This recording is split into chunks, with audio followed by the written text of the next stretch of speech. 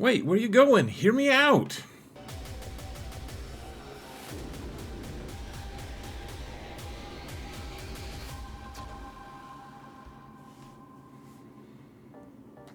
Hello everyone, and welcome to another episode of Zareth Prevails. We come to you live now. Oh, it's not live, but we do come to you after Thanksgiving holiday in the United States, and we've got GAC upon us, folks. 5v5 best offense teams video coming your way, obviously, if you can read.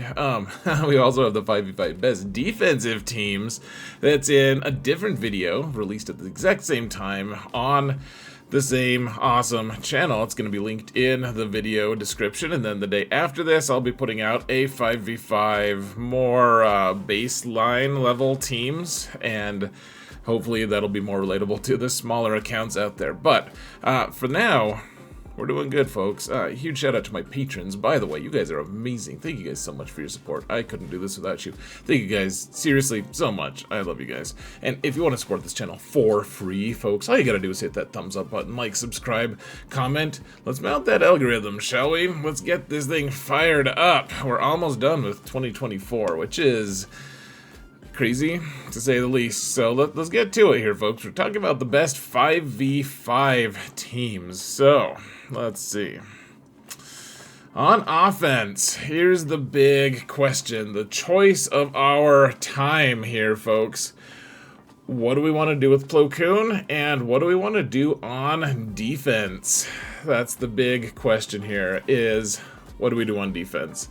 Do we want to put Jedi Master Kenobi on defense? I think we can do it. If you have Supreme Leader Kylo, you can keep Jedi Master Luke or Jedi Master Kenobi on defense. Though I think it makes life a little harder for you on offense. Probably makes your defense significantly better. And then Plo, again, it just adds another notch, another layer of amazingness to your squad or not. This is all, of course, assuming that you have the Plo Kron, and that you know what you're doing with Supreme Leader Kylo against the Great Mothers. Great Mothers are, of course, really scary, and Jedi Master Kenobi is going to be taking out a lot of stuff if you have him on offense, but if you put him on defense, I don't think you need him, because you can use this Supreme Leader Kylo team to kill Great Mothers, which is the big question mark, of course. They have the really good bespoke Datacron. Seems like it's going to work to be able to take them out with Supreme Leader Kylo, with these three Night Sisters here. So, what's it going to be, guys? Jedi Master Kenobi probably just do what you want, guys. Do you want hard mode or not? It's your choice. So, we also, like I said, we have Supreme Leader Kylo. This will kill a wide variety of things, honestly, guys. It probably messes with even Kenobi teams. If your opponent does have any version of the Great Mothers team, you should be able to take them out. You should be able to take out, I guess, obviously, sometimes you're going to need to change your comp. You could probably take out Leia, various Leia comps as well with Supreme Leader Kylo. You might need to use some UFUs or something, but that's kind of the nature of the game these days. Sometimes it's just best to have Supreme Leader Kylo available for offense. Of course, we're going to have Pointy Teeth Rey here pretty soon, and she might make him a defensive team. We don't really know yet. That should be interesting. Jedi Master Luke, honestly, he doesn't have much going for him on defense currently, and he's a lot going for him on offense.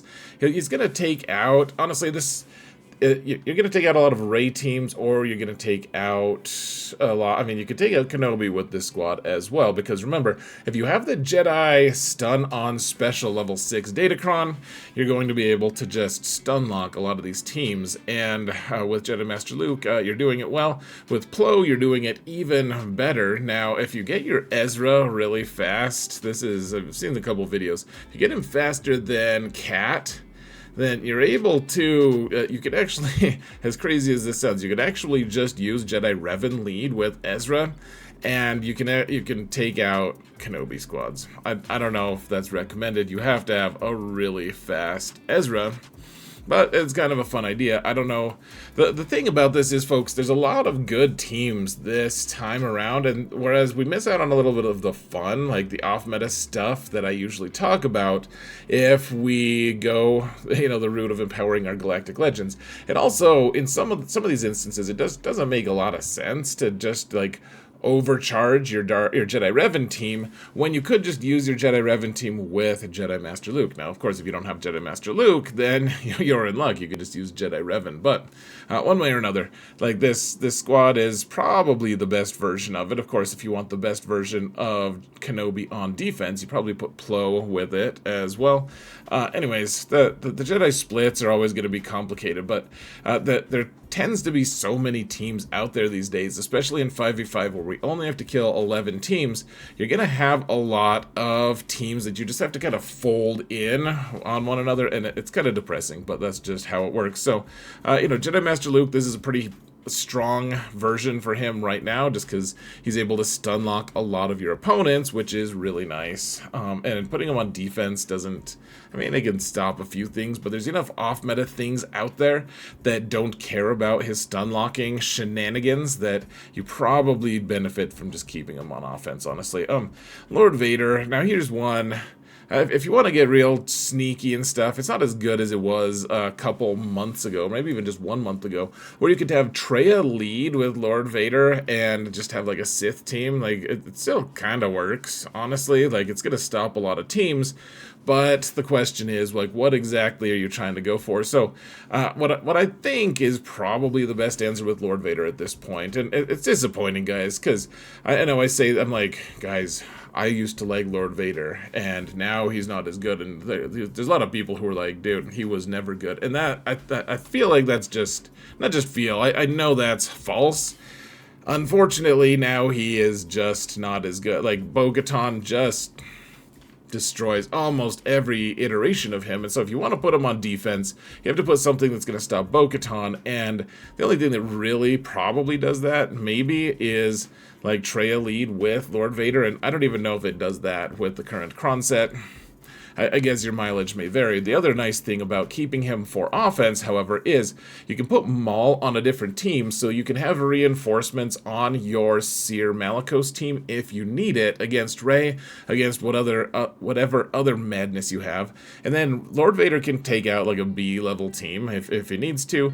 And then Thrawn, sometimes, if you want to get really sketchy, you can have him go with like Moff Gideon and do some weird stuff to kill, you could take out some weird stuff, like the Thridian team can kind of live the dream right now, so you can try that if you want to, or you could just leave it in this iteration and be good to go. You could there's a lot of options, folks. We have a lot of characters. I don't know if you got the memo yet, but CG released more characters this year than any other year, I think. I actually don't know if it matches the same year as the Jedi Revan year. I'll have to check on that. But other than that, this is the most populated character year that they've had, and it doesn't look to be slowing down. And so get ready to fold more characters into more teams. And Lord Vader is just going to be hunting low-hanging fruit. There's a good chance you don't even use him on offense, which is a real dumb thing in my opinion, as the second most, for right now, the most expensive Galactic Legend. He'll now be the second most expensive once Glat is finally here. So we have Sith Eternal Emperor again. He doesn't have high ambitions, at least in Galaxy of Heroes, except to maybe get his nails cut. Hopefully he does that at some point, but otherwise, Backpack Emperor is probably just going to be killing teams like General Skywalker, or sometimes you can have him go do mirror matches. You can kill like Traya squads, like give him some low-hanging fruit, and he'll just like cackle maniacally and be happy. So, him and Lord Vader, like, what else are you gonna do? Like, put him on defense? Are you crazy? Oh gosh, Traya probably incidentally boosts both of these well enough on defense that you could put them on there, but, kill the low-hanging fruit, and then have the other good squads kill the low-hanging, or the high-hanging fruit, or at least the mid-hanging fruit. I don't know how this all became about fruit and where it hangs, but We do have the Inquisition here, and you put them on defense. They have a pretty good cron. They could do some good stuff. I think, though, it probably still loses to Malicos. And by Malicos, I mean Malgus. Malicos also probably does okay against him. In fact, you probably lose to the high-grade fish as well, aka Adrad. Adrad just destroys everything. And so I think instead we just use this to counter like a lot of different Leia comps, because especially if they have R2-D2, it's going to give a bunch of what's it called? Marked for Death? So whatever that is, from Riva, and making it so that they just can't live. Making it so that they can't revive. This team will take out a lot of different things. It's speculated. We don't know yet. We don't know how Balin and his Kron and his Omicrons are all going to work this season on defense, but it's speculated that this team will also work pretty well on Balin. It kind of makes sense. Balin is going to have... it was really concentrated and good in 3v3 because it had the 3 intended characters all together, but with this 5v5 season, of course, they're gonna have to add 2 marks, and they're both gonna be kind of scrub-ish, and the Inquisition team just gets better. And so it stands to reason if Inquisition beats Balin in 3v3, it seems like Inquisition also have an advantage in 5s. We don't know for sure yet, but that's the theory, at least. Okay, so we have Darth Bane. Go forth and kill whatever things you think you can. Probably just target those Quadme teams and hope you survive. Just pretty standard weird Bane stuff. Sounds good. We have Seer and Malicos, and then Crew is available as long as Supreme Leader Kylo is with his weird nice sister buddies, and so Crew is available.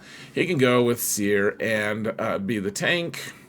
Then you have Maul sometimes if he's not with Lord Vader. You have Malicos, who destroys worlds and everything, one rock at a time. And then Fulcrum, who chops those rocks up and is now the highest relic character on your team because she's required at relic 9 for reasons, guys. But there's a good way to use her, and honestly, you can do some really crazy stuff with her. It's pretty fun. Okay, we have the Dark Trooper Moff Gideon team. I don't really know how often this team is going to see the light of day. I mean, it'll take out some of the Jedi teams. You gotta look out for some of the Jedi teams too, because the said Jedi teams might just stunlock you or something, do something unpleasant or uncomfortable. And so you could just merge this team into, like, you could put some of the characters with Lord Vader. You could have them form like a super Imperial Troopers squad. I mean, just fold all the Empire squads into each other. Don't put them with the Inquisition, of course, but no one would expect that. But otherwise, these teams, these guys will take out some mid-range stuff sometimes. They're really good against things that deny them turn meter. So if they get their turn meter reduced, they want to fight that team. And they do have a decent cron still. Moff Gideon cron is still very strong. So you probably still take out a few things. Just who knows how often we're going to use it, guys. We have Captain Enoch. You can ride the bench, sir. Now, the high-grade fish, the shockingly high-grade fish, this team will take out pretty much everything but Galactic Legends, folks. It is seriously so juiced. It's so crazy. The K2SO Cron is probably the best one for it, as long as you have the level 6. On the Rogue One Datacrons, I mean, this is their last hurrah, guys. We have 9 more matches until they're relegated into, I mean, they're still decent. They're not gonna be world beaters, though. So, they still do decent. Jyn is a lot of fun in this one, guys. She has her own level 6. How many characters have their own level 6? It's pretty cool. We have Bo-Katan. I don't know. You could throw her on defense, I suppose. I don't know where that's gonna get you, frankly. They're okay. Bo-Katan, I mean, it's a good enough team. I don't know what to say, guys. Like, it'll kill Lord Vader. It'll kill some other Galactic Legends sometimes. Otherwise, it'll, like, you're gonna run into a lot of frogs. Like, the Gun teams, they're severely reduced in how good they are, and Bo-Katan can get some frog legs for you to chew on. That'll be nice and chewy. Alright. Yeah, I'm weirded out by Bo-Katan. She's really strong, and at the same time, like, what's her place? Like, killing the Lord Vaders that no one places on defense anymore? If you find a Lord Vader, like, get real excited. Yeehaw kind level excited. So that'll be good. Aphra, so where does Dengar go, folks? Or where does Hondo go? So I actually have a different suggestion for Dengar. He's on defense. You guys can check that out in the defensive teams video. But Dengar does go really well with Aphra. I just don't know if you need it. One thing that, and huge shout out by the way to Tom Ford, who schemes with me to come up with a lot of these different teams and talks about mechanics with me. And he was saying really all you really need is like some Datacron with a ton of potency on it, and the Merc, like a Merc Cron, a level 6 that stuns. And that's yeah. So if you can get a bunch of potency that Aphra just starts with, she's gonna start. I mean, she gets a lot of potency over the course of time. She hands out, she like processes it and hands it out to her team. She's like a mother bird regurgitating the already processed food, and she turns potency into damage somehow, which sustains them obviously because they're droids. So yeah, she seems like we'll be able to kill a lot of stuff with Aphra this season, with Dengar or without. It makes no difference. Now, Dengar will make this team better. If you don't need, I mean, so Hondo also goes really well with her. Actually, if you use the Hondo Cron, and yeah, he does some crazy stuff with Aphra. Sometimes you might want that on your team. Seems pretty good. I should note, by the way, Dr. Aphra team, if you do have the stun level 6, it's not going to do anything to that Jabba team, because they're not going to get stunned. Dash team, I mean, what are they going to kill with Hondo that they couldn't already kill? I don't know, guys. Why are you asking me? I just make videos about these things. Yeah, so, I mean, you're going to get stuns and stuff. Like, go kill Jedi Master Luke's that don't have the Plo-Cron. I don't know what to tell you guys. The dash team. So if you're in a situation where you can use dash and Aphra and you still get good banners on all of it, you're probably gonna destroy your opponent anyways. So maybe just throw Hondo onto the Aphra team this season, and throw IG-88 out, or put B2 on well, you probably want B2 here anyways. You don't need Grievous, guys. No one needs Grievous. No one needs Wampa either. Get out of here, Wampa. It's not 3v3. We have the Starkiller team. The Starkiller Cron is really good right now.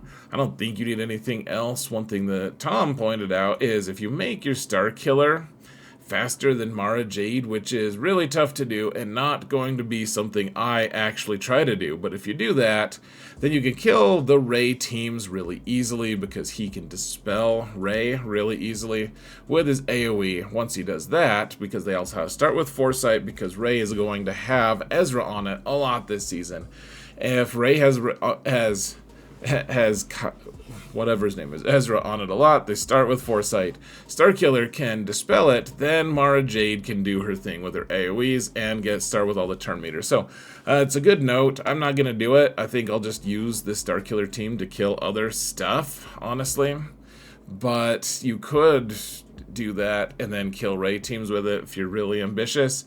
It's a very struggly thing to do, folks. I don't know if I recommend it, but I thought I'd pass it along. So I don't think you're ever going to use this, folks, but if you do, I hope you enjoy all 5 minutes of it that you can drag out. Using Aura, you can use her as lead, you can use her wherever. If you can get first turn, I guess you could throw Zam in here to get, like, faster and stuff.